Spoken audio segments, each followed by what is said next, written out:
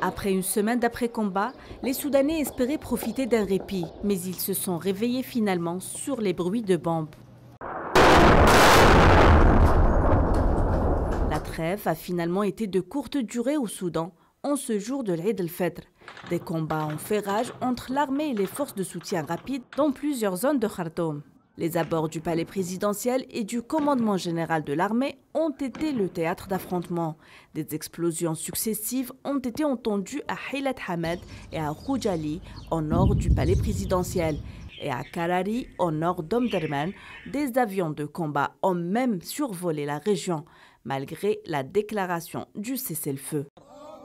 Les deux camps se sont mutuellement accusés d'avoir brisé la trêve. Les forces de soutien rapide ont annoncé qu'elles sont prêtes à autoriser la réouverture des aéroports pour l'évacuation des ressortissants étrangers, des aéroports qu'elles prétendent contrôler.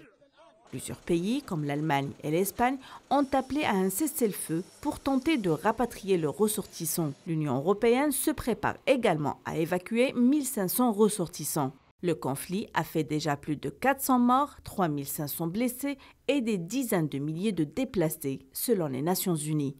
La situation humanitaire serait particulièrement alarmante. 70% des hôpitaux de Khartoum et des zones touchées par les combats sont hors d'usage. L'Association médicale soudanaise appelle la communauté internationale à mettre fin au conflit sanglant afin de pouvoir protéger les civils et fournir le soutien nécessaire. Elle appelle également à faire pression sur les deux protagonistes pour ouvrir des corridors sûrs afin d'évacuer les blessés et les personnes décédées.